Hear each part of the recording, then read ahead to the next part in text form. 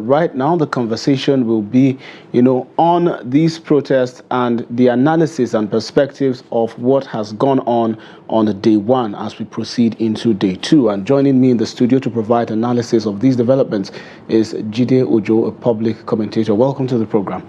It's a pleasure, Sagir. Good morning. Back at Juma. Back at Juma, indeed. But then again, Mr. Jide Ojo, it's one wouldn't literally call today, a day to celebrate owing to by what happened, yesterday and some of the developments that we saw. What are your thoughts and what's going through your mind right now, with respect to some of the things that we saw happen in some of these states, the reaction from the government and also from the security agencies?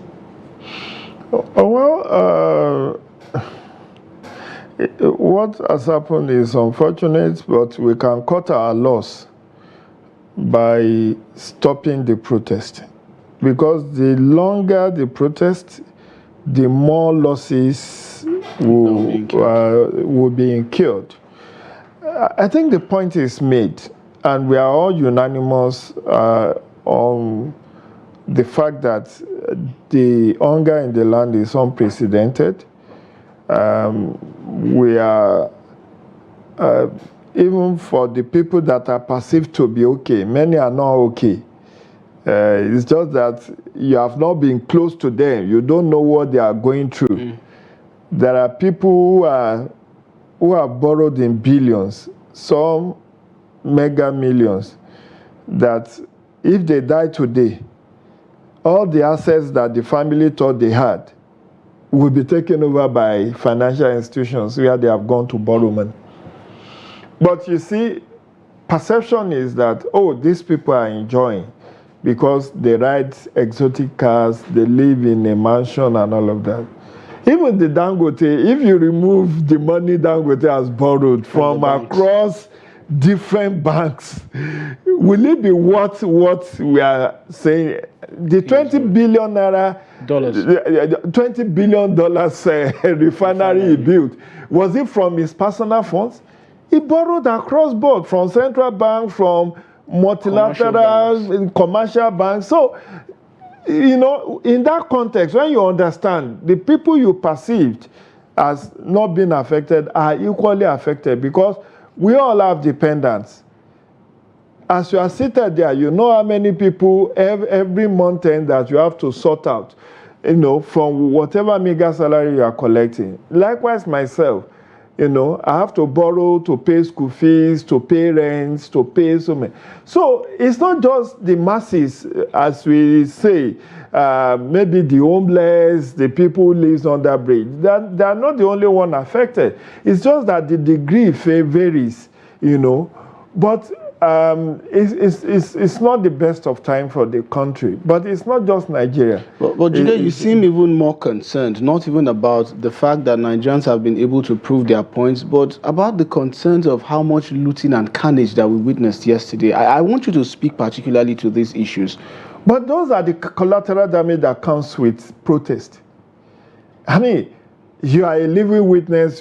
How many protests have we not seen? Even this year, there have been mass protests by the labor unions. You recall, is where they even have to shut down the national grid early in the year, around March, April. Indeed. Yes.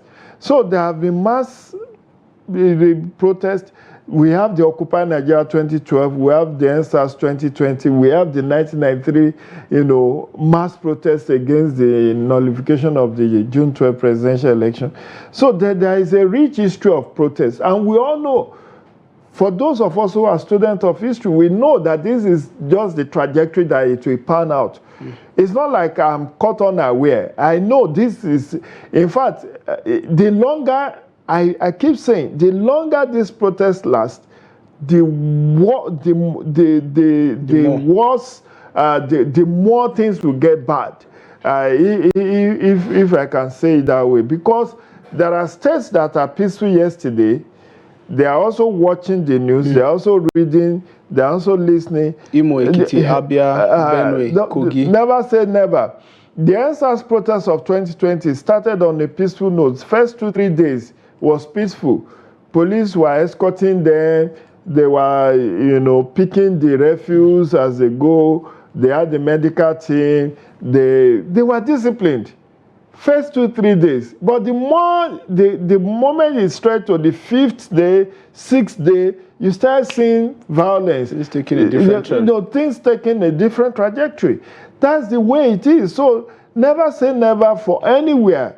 If this protest continues, and that's the fear I have, the organizers have said 10 days. 10 days of mindless looting, 10 days of killing and maiming, 10 days of destruction of public property. You may think you have the soldiers behind you. What about your family? What about your extended family, your relations? Are you careless about them? Don't you think they can come to any harm?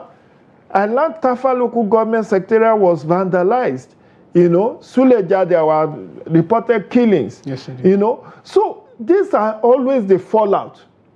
And, until when you are a victim, you don't know what it is. You are crying that there is no food. The dead, do they care about food? Somebody who is dead, even if you pay the family compensation, will that dead person partake of that compensation? But then again, Jide, while the accusations and counter-accusations go on between the government and the said protesters, because late last night, we understand that the IGP had briefed the press and, bring Nigerians up to speed about the development, saying that they had won for all of this. And with all of the developments that has happened, the police has now been placed on red alert to ensure that they quickly forestall any of these developments if they arise. However, the presidency has been awfully quiet about all of this development. What comes to your mind when you think about all this? I'm not sure the president, don't say the presidency. Okay. The presidency has not been quiet. On Wednesday, the presidency held a press conference where the secretary to the federal government and some ministers addressed the press. I saw a minister of solid mineral. Indeed. Oh, of course. That was an elaborate press conference. But on the protest day, nothing was heard from anybody. Wait. Now, they are studying the situation. So, you cannot say the presidency has been quiet. The president met with different stakeholders last week, met with religious leaders, with the traditional rulers, met with the APC governors and all of that. So, it's not like the president has been aloof. But you see, the worrisome part, and please take it from me, if there is a repeat offense, I hope we will not all end up crying. Correctional centers, remember, in 2020, Indeed. In Benin, Indeed. In Imo, Indeed. Oweri, Indeed. Suleja, about 4 or 5 correctional centers were invaded and criminals were let loose. And not up to 10% of those criminals were ever apprehended. So that is another fear. How do we strengthen the security around the correctional centers so that we don't end up having those places invaded? Even in the best of times, security in those places have never really been optimal. So if there is a mass action and people go, I recall over 3,000 people were released from Oweri prison in 2020 during the NSAS protest in Benin. We saw these videos online and across social media. So that is another fear. Apart from miscreants, look at the number of warehouses that were invaded at that time. Government-owned, private-owned warehouses. Look at the automat. Okay, all those people selling cars, would they carry their cars inside their bedroom? And what business do they have with the bad governance? Bad governance. So when the miscreants, look at what the footage that came from Kano, you saw people looting furniture. Are they going to eat? No, are they going to eat the food? That's the question that remains on the mind. So if it's about food, why didn't you go to Mama Put and cafeteria? So you end up going to loot chairs and the street lights and all of that. So the point is, environment is toxic right now. Tension is high. I know at some point President Tinubu will address the country, but I think the president has done something. Maybe it's not far-reaching. In the last 2 weeks, efforts have been made to really stem the tide of this protest. Different unions were met with. the national minimum wage bill that was signed last Monday, the reduction in the cost of bag of rice from 50 kg from 80 to 40,000. I don't know whether that is on sale yet. Then the issue around soft loans. So many other interventions. So many, wide range of interventions, increase in food production. As I said on another media interview this morning, if government said, okay, hunger, we know. But if you recall, like a month ago, this president rolled out what they called economic relief packages. 1 trillion naira worth of economic relief packages. I recall that I wrote about it in my column in The Punch, that I assessed it, where each state government was to be giving 10 billion naira to procure CNG buses. In fact, the last National Economic Council meeting that they had, even though traditionally, constitutionally, is the vice president that should chair the next meeting, but it was chaired by the president. It was at that meeting that the president said, look, every state governor, I want you in 7 days, give me a blueprint of how you intend to increase food production. Now, assuming without considering that government is looking into increased food production, if you plant maize today, it will take 90 days to germinate. To fruition. To the time you harvest. Yes. Even the policy that government has reeled out to say food importation, 0 import duty. There's going to be some lag before we begin to see all of this. Exactly my point. There will be a lag. It's not okay. You make a policy pronouncement today. People want to see translate it to their bank accounts. That's no. It doesn't work that way. Okay, I've never worked in government circles, but I know the bureaucracy that is involved. From presidential pronouncements, it's a slow grinding process. The relevant ministries, department agencies will have to start working towards that. For instance, you have to brief the customs not to collect import duty on certain imports, because it's not just all food. Indeed. Maybe it's just certain categories of food items like rice, like maize, like wheat that you want. So if somebody now ends up bringing in a guinea corn and they ask him to pay, will he say, oh, government said no. So even if you are talking of meat, or frozen food and all of that, you know, it takes a bit of some couple of weeks for all those nuts and don't also forget that where you are importing from also matter. Indeed. You are not going to Benin Republic to bring in this thing. You are not going to Chad, which is just across the border. Yes. You may have to go to Europe, and mark you have to source foreign exchange. Indeed.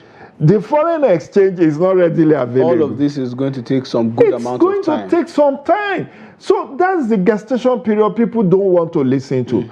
So now it's like when Tinubu signed the new minimum wage, people were looking at their paycheck. It should reflect. But they are forgetting that the government would first of all need to source for these monies that they would even use to fund and pay salaries. They just signed the bill. The Minister of Finance will have to take do some ratification. What is now our new wage bill. Then do we have enough in the coffers to pay now? Or, you know, do you look at Minister of Finance or you will go to CBA? So all of this, then it's Accountant General's office that will even issue the payment. So people, and that's why prevention is always cheaper and better than cure. Indeed. So when we tell governments through our columns, through different initiatives, I am sure that for those of us who are columnists in Nigeria, we could be up to 1,000, you know, or more. But you see, because I will write my own, you will write, others will write, there's no concerted effort. Perceptions are different. So they may not see us as really, you know, they will say, it's Yoruba, maybe it's talking because his agenda. maybe it's Hausa, that's why he's taking this. But now when the youths are taking over, everybody is shivering. It's now united. You understand? Indeed. It's not like what my Oga Jibo wrote in his column. You know, the frenzy over the panic over the and bad governance protest. So the point is, government only responds to pressure. And when there is a critical mass, as we currently have, that's why you see raft of actions that were taken in the last 2-3 weeks. It's not so much that government was taking its time. Like I said, when I was reviewing the 1 trillion economic relief packages that tinubu issued, was it in July or late June? Yeah. I was saying, okay, you promised us 3,000 CNG buses since July 31. To date. You said by March 2024 they will be available. Everywhere in the street. Now you now realize maybe that's a wrong-headed policy. You are now saying we will give governors 10 billion to go and procure this. Yeah. You know, that is an afterthought. If you have thought this through, maybe we will have seen those buses. Indeed. Maybe the cost of transportation will have come down. The same thing with the issue of refineries. I've also condemned Tinubu for taking spontaneous action. As somebody who had worked in an oil company before as an accountant, the first thing you do, you don't make such pronouncement. It was a very unguarded statement.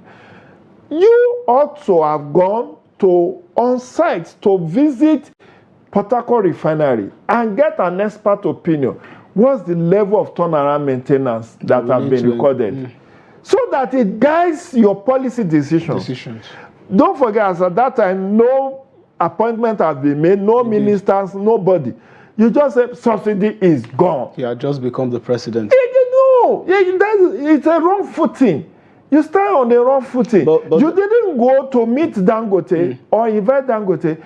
When will you start production? And how soon can we start seeing your product? So that informs whether you need to extend the subsidy regime. So it was a bit short-sighted. For another 6 months or 1 year, pay those trillions, at least for another 1 year, expedite action on the refineries working, and then Dangote support it fully. I mean, Mr. Jide, these are the issues that Nigerians continue to complain about, because on the one hand, we're saying that we pay about 6 trillion naira yearly, or at least per 6 months for these petrol subsidies. The subsidies were removed, and then again, the price of the fuel has jacked up to an exponential amount, making a lot of Nigerians to park their cars, in the house. We've now called for an increase in the national minimum wage that has now led to an additional supplementary 6.2 trillion naira to the budgets that we have. So whether we like it or not, we're going to pay these monies. But then again, we would keep talking about the government response and the back and forth between the government and the protesters. But before then,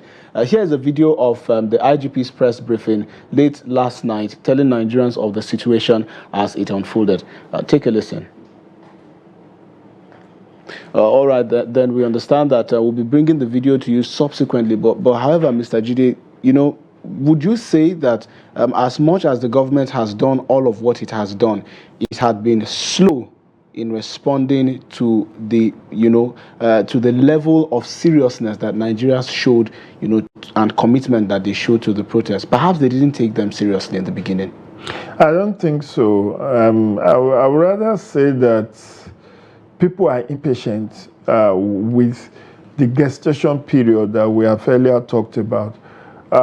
Recall that right from last year, this government, first thing it did, as a student of history, I follow events.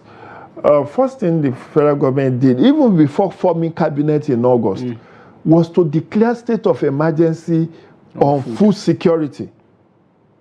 And even that was when Dele Alake was even the special advisor on communication and strategy. That food security was the first thing. So it's not like he didn't know we will have to do this. But okay, you announce state of emergency of food security, but who will drive it? What was the follow-ups? Who will drive the process? No minister. The minister came in August. And of course, it takes a bit of 2-3 months to settle down. In. So then the budget. You have to fund so many things. So I think the tardiness is actually that there was no sense of urgency. The pathway to what they want to do is clear. There is a 8-point agenda called Renew Hope agenda. And then there was piecemeal implementation. But I think they felt that they have the luxury of time. And Nigeria had the elasticity of tolerance, which is where they got it wrong. If you look at all the steps, including the palliatives and all of that, they were on the right trajectory. But like I said on another media platform, you said you want to give, is it 5 million households, 25,000 naira for 3 months? For 3 months. Now, 5 million households seems huge.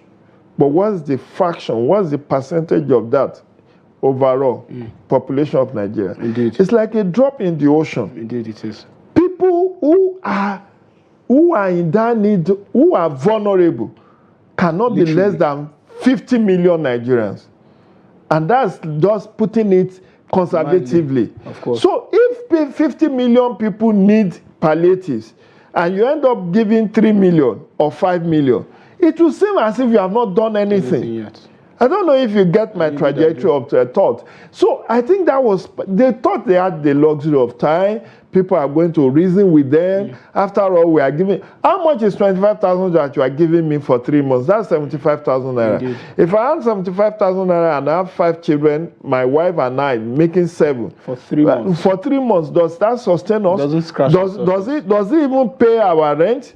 Does it pay school fees? So, you know, it's insignificant. So all those things, and you could see that even the billions that he announced on July 31, that he wants to use to support nano, small, and medium enterprises. It wasn't until March, April this year that they started disbursement. Indeed. And they started the disbursement, and quite a number of Nigerians were not even aware. They were not aware until when this pressure came.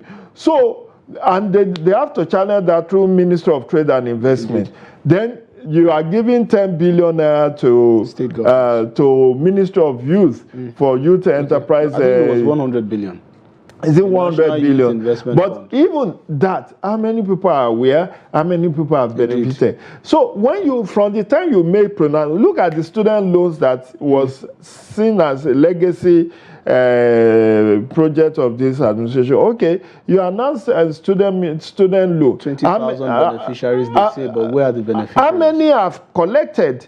And of course, across many schools, announcements have been made in increasing the tuition. Indeed. So you find that mismatch between the time lag between when you made your pronouncement and when action is taken.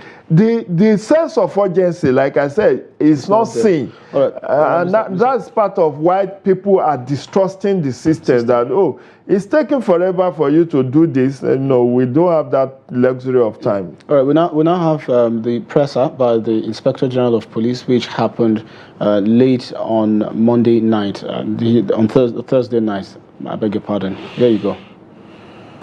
When they interview some of them, they say this country say they don't suffer enough. Other members of the force management team that are here, very senior officers, gentlemen of the press, ladies and gentlemen, on behalf of the Inspector General of Police, I want to warmly welcome you to this media briefing tonight. I'm sure this was called at the instance of the Inspector General of Police to give us updates and, of course, review of what we experienced today across the length and breadth. The organizers insisted on going on with the protest. They were advised to stage the protest in confined locations. This will have enabled the police provide adequate protection for the protesters and isolate the criminals whose intention was to loot and destroy in the name of a protest. This we were doing in furtherance of our duty to protect lives and property and maintaining law and order. While we affirm the constitutional rights of citizens to assemble and express their views on issues of national importance, we were wary about the dangers posed by agitation instigated by some individuals who have shown tendencies to be disloyal to the government of the day. Despite our suspicions, we showed good faith through professional conduct by providing security at strategic locations, all aimed at ensuring peaceful conduct during the protest, as the promoters pledged. Our men, deployed nationwide, went out with a clear brief to ensure that no one is unnecessarily harassed or intimidated. In places where there were court orders, we gave instructions for observance of same. Regrettably, events in some major cities today show that what was being instigated was mass uprising and looting, not protest.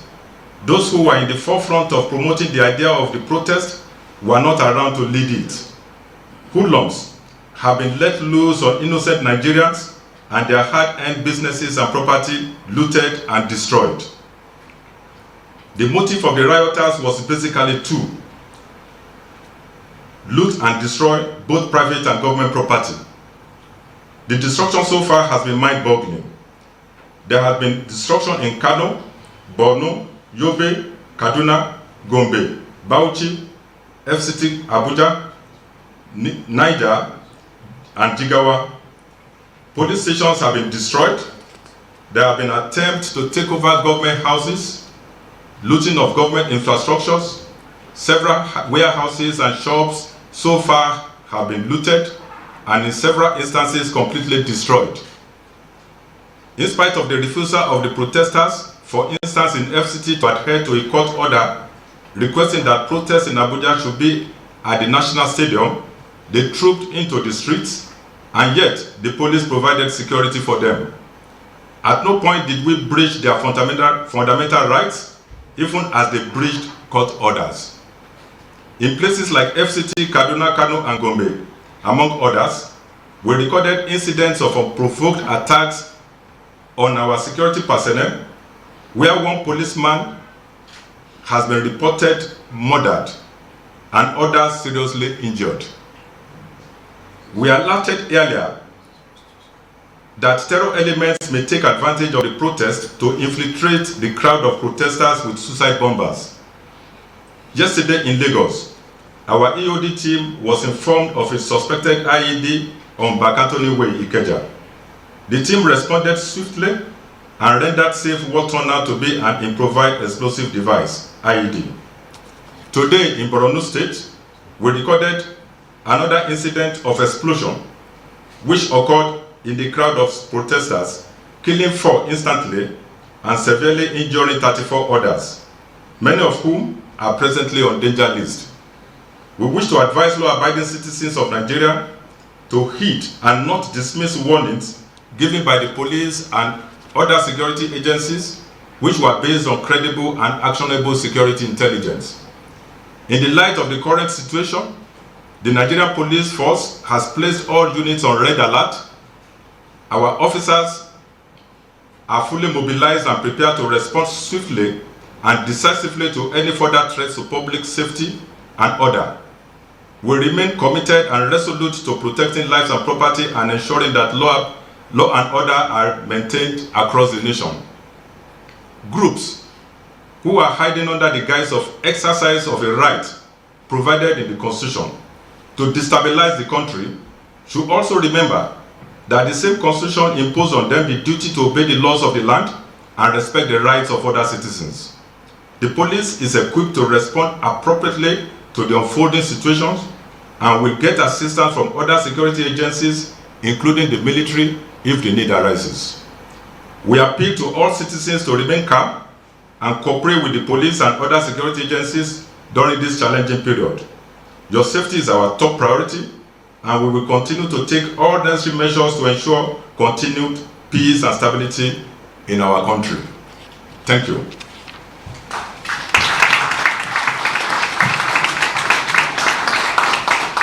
Thank you, Inspector General of Police. Well, there you have it, the briefing by the Inspector General of Police, Olukayode Egbetokun, at the force headquarters late on Thursday night. FCT, Kaduna, Kano, Gombe, Katsina, Borno, and Yobe states are the said hotspots. He also mentioned that the police will not hesitate to engage the military in order to forestall peace if needs be. Mr. Jide, would you now say that the government in some way has now been vindicated because it warned beforehand that this might happen?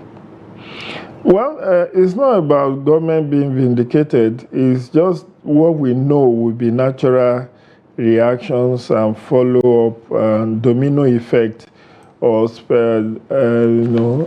ripple effect of any protest in the situations like this where people are hungry and people are hungry. So it's just so normal and natural that you expect this kind of reaction. But it's so unfortunate because while you are protesting about hunger, you are also worsening your own economic situation, looting fellow human beings' property or causing their death, as the case in Borno have shown. 4 dead and about 34 allegedly on danger list in the hospitals.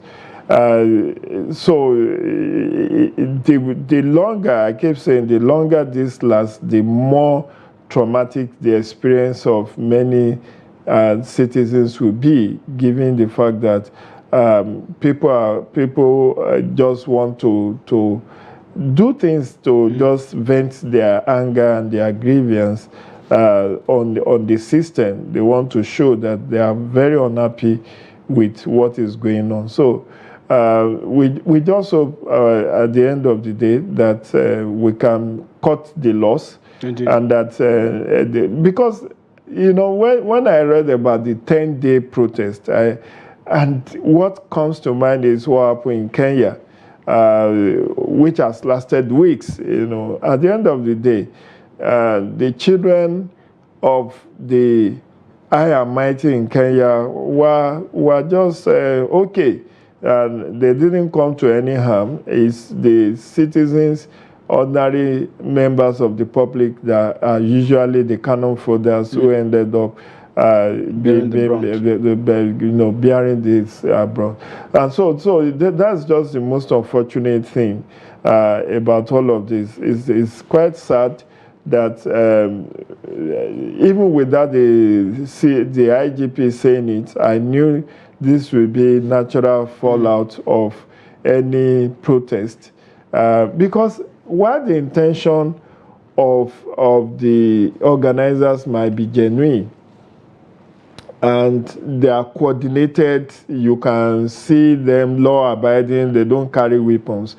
What about those, those miscreants and who would just stop at nothing to people already are said to be extorting, mounting road blocks and extorting motorists, to their own advantage.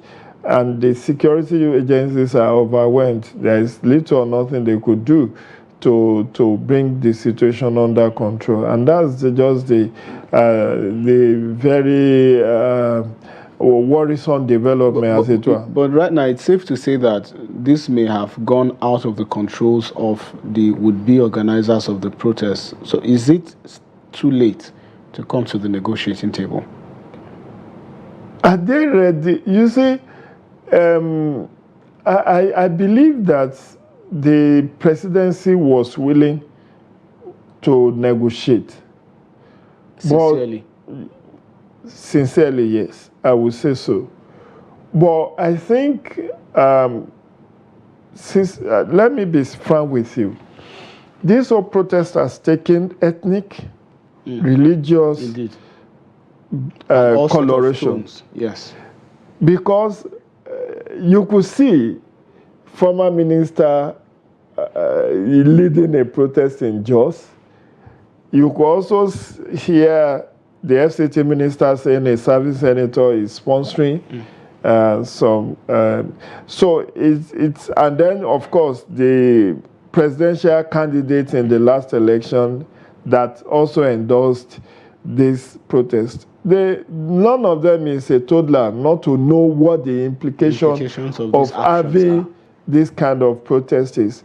At least 3 out of three of the front of the last presidential candidates were said to have endorsed this protest. And you know why they are immune. They have the coterie of security at their best and core. They can provide private security for themselves. They can protect themselves. They live in a fortress.